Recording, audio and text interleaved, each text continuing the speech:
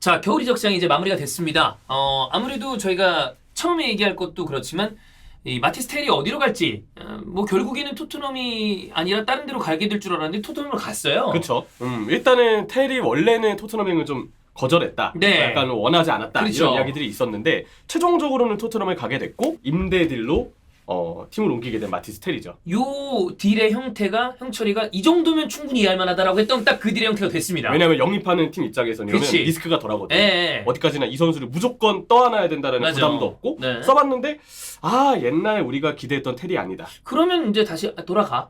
이렇게 되면 되는 거니까. 미넨 팬분들한테 예. 고민이 될 수 있는 거죠. 그쵸. 근데 반대로 마티스 텔이 잘한다 그러면 뭐 토트넘 입장에서도 이 선수의 영입에 나중에는 그렇지. 생각할 수 있고 제가 봤을 때 임대 자체로만 이렇게 맞춰진 거는 충분히 좋은 딜이다. 6개월 맛보기 딜. 네, 그런 느낌. 충분히. 네, 그렇습니다. 저희가 뭐 다른 리그나 이런 거는 다음 주에 돌아올 히든풋볼에서 디테일하게 다루겠지만 오늘은 이제 단신처럼 짜자작 할 텐데 어쨌든 토트넘 같은 경우에는 텔이 들어오면서 골키퍼 보강했고요. 킨스키. 네. 그다음에 단소 들어왔고 텔까지면 자리마다 하나씩 넣긴 했어요. 그렇죠. 뭐 미드필더 영입도 원하셨던 팬분들이 물론 계시겠지만 일단 미드필더는 제외하고 봤을 때 골키퍼가 매우 필요했죠. 빌드업되는 골키퍼 킨스키가 그래도 효과를 내고 있고 단소 영입으로 센터백도 일단 급한 불을 껐고 텔 선수 영입으로 공격 자원에 필요했던 자리까지 일단 메우긴 했습니다. 필요한 자리는 다 영입을 했는데 아마 미드필더는 단소가 이번에 영입이 돼서 뭐 조금 심장 문제가 있다고는 하지만 경기에 쓰이게 되면 기존의 센터백으로 뛰었던 아치그레이는 이제 수비형 미드필더로 올리는 게 가능하거든요. 그레이는 그 자리가 아니에요.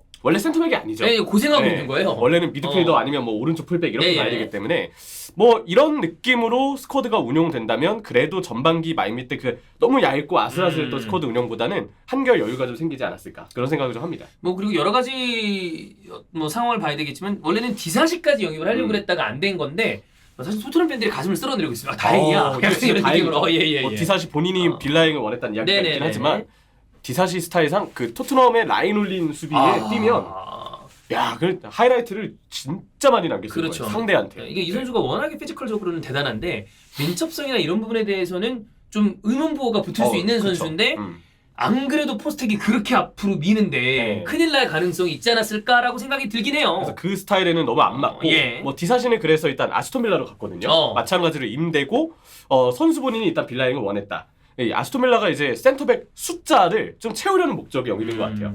뭐 이번 겨울 이적 시장 때 잉여 자원이었던 디에고 카를로스를 그냥 팔아버렸는데 내보냈는데 디사시가 오면서 일단 머릿수를 채웠다. 여기에 의의를 둬야 될 것 같습니다. 뭐 빌라 얘기가 나왔으니까 잠깐 체크를 해보면 디사시가 들어왔고 그 다음에 아센시오, 라시포드 이렇게 들어왔는데 이제 듀란이 나간 거 이런 거 저런 거 감안하면 빌라도 어쨌든 생각보다 변동이 꽤 있었습니다. 그렇죠. 그래도 이번 이적 시장을 되게 활발하게 보낸 팀이어서 그리고 영입한 선수들이 특히 라시포드랑 아센시오 이름값이 상당하기 때문에 이름값은 상당해요. 어떻게 할지는 봐야 됩니다만 이름값만 놓고 봤을 때는 약간 이런 느낌이거든요.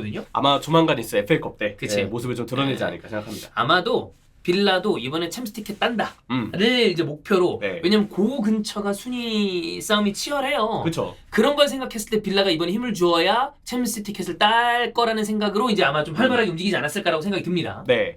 그래서 첼시가 지금 보면은 뭐 디사시도 내보냈고 어쨌든 딜을 좀 많이 활발하게 했다는 걸 알 수 있는데 또 하나의 대형 딜이 있었죠.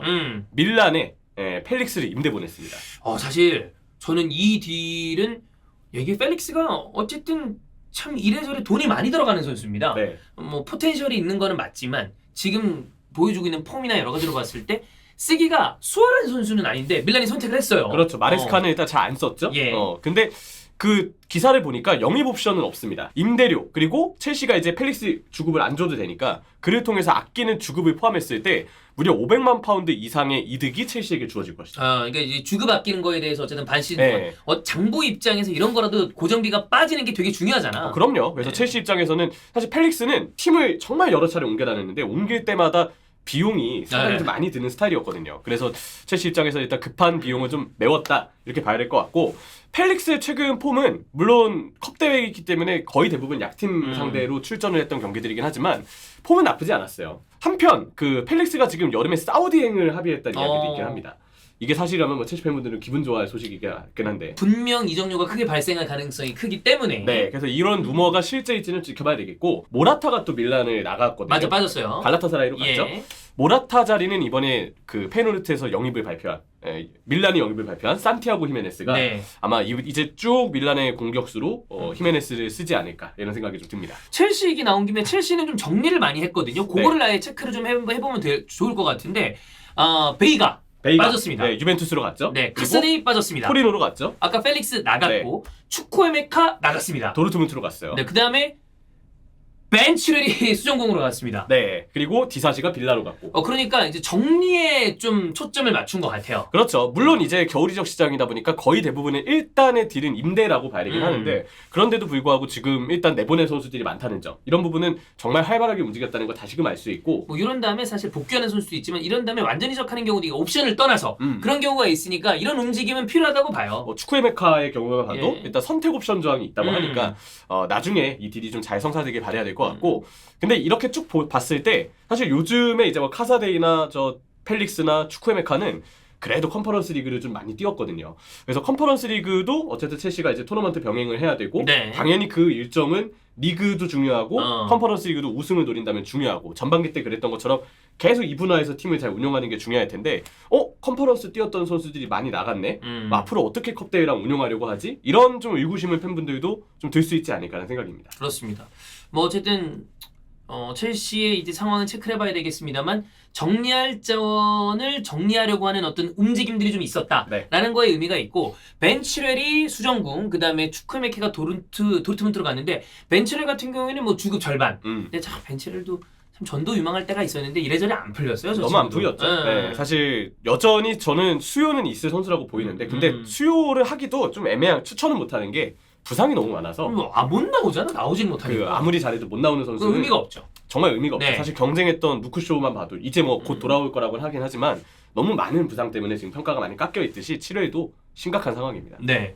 그럼 뭐 타이링 미첼의 백업 네. 뭐 이런 거 정도 보면 될 것 같고 아까 형철이가 얘기했지만 추크메카 같은 경우에는 선택 옵션이 있다고 하니까 네. 어떤 역할을 할지는 봐야 되겠지만 도르트문트의 선택을 한번 좀 봐야 될 것 같고 자 그리고 난 다음에 맨체스터 시티 같은 경우에는 뭐 후사노프도 그렇고 헤이스 거기에 마르무시 이런 선수들에다가 추가적으로 문 닫으면서 네.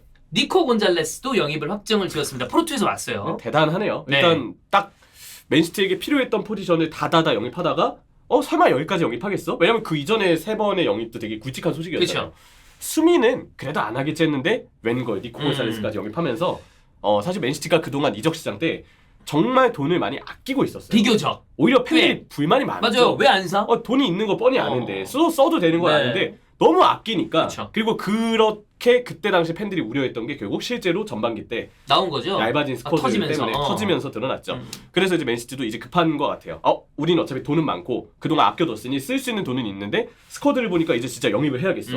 센터백, 그 공격 자원, 니코를 통한 수비형 미드필더 영입까지 딱 올 시즌 중반에 정말 필요한 자리의 영입을 모두 다 해낸 맨시티입니다. 첫 번째 비드가 거절이 됐었는데 결과적으로 원하고 있었던 포르투의 바이아웃을 질렀고 이렇게 되면 우리가 SL에도 얘기를 드렸었습니다만 세론 조항이 달려있어서 꽤 많은 금액이 바르셀로나로 갑니다. 그렇죠. 근데 영주왕 이제 SL 보신 분들은 아시겠지만 니코 같은 경우에는 수미 자리에서 뛰다가 좀 올라와서 뛰는 근데 어쨌든 수미나 중미가 모두 다 가능한 자원이라고 평가가 되는데 영주왕은 나쁜 자원은 아닌데 미스가 제법 있어가지고 조금 우려는 표하더라고요. 포르투에서의 활약을 저도 다 보지는 못했는데 평가는 그래도 포르투갈 리그 내에서는 정말 수준급의 미드필더로 성장을 했다는 이야기는 나와 있어요. 근데 일단 리그 차이가 있으니까 봐야죠. 네, 정말 어떨지는 봐야 되겠고 네. 아마 그래도 희망을 가져보자면 시간이 좀 지났기 때문에 바르셀로나 때보다는 그래도 좀 더 좋아졌거나 성장했을 모습이지 않을까. 근데 이건 정말 뚜껑을 열어보기 전까지 모르는 뭐 그런 상황 같습니다. 맨시티 입장에서는 뎁스가 중요했기 때문에 그런 부분을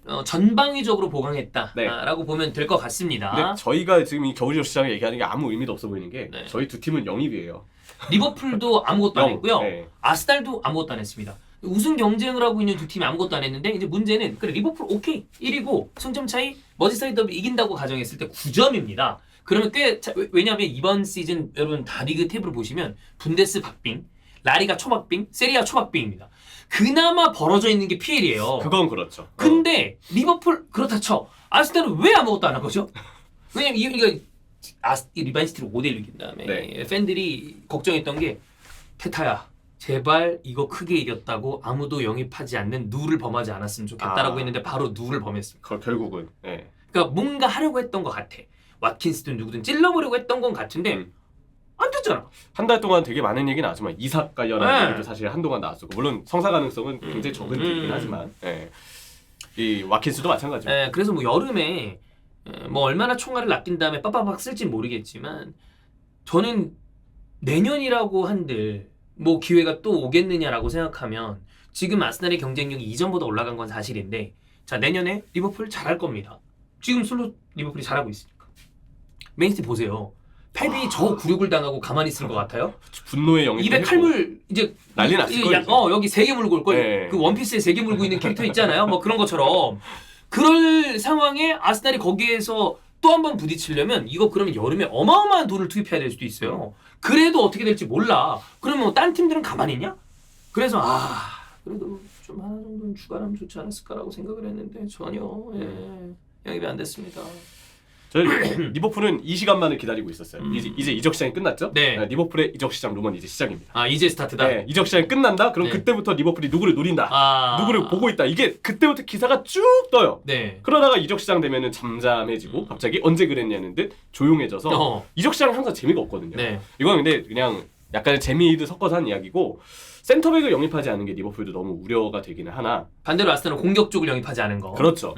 그 서로 결국은 이렇게 우려하고 있는 점이 그래도 여름이 아닌 겨울이기 때문에 네. 그래 뭐 만에 하나 조금이나마 이해가 되는 부분이 아예 없진 않은 것 같아요. 부디 여름에는 영입을 많이 하게 제발. 되면서 리버풀은 센터백의 그 우려했던 상황이 터지지만 않으면 괜찮을 텐데 터지면 문제가 되겠죠. 부상이나 이런 것들이. 아스날의 경우도 일단은 여기서 더 부상자가 발생해서는 안 되겠고 절대 안 돼요. 제발 지금 흐름 탔을 때 결정력이 좀 쭉 유지되기를 바라면서 여름 이적 시장 때 두 팀이 아마 아껴둔 총알을 많이 쓰지 않을까라 예상을 합니다. 그렇습니다. 자, 그러면 이제 각 리그별로 팀별로 겨울 이적 시장의 평가 같은 거는 히든풋볼에 좀 더 디테일하게 다루도록 하겠습니다.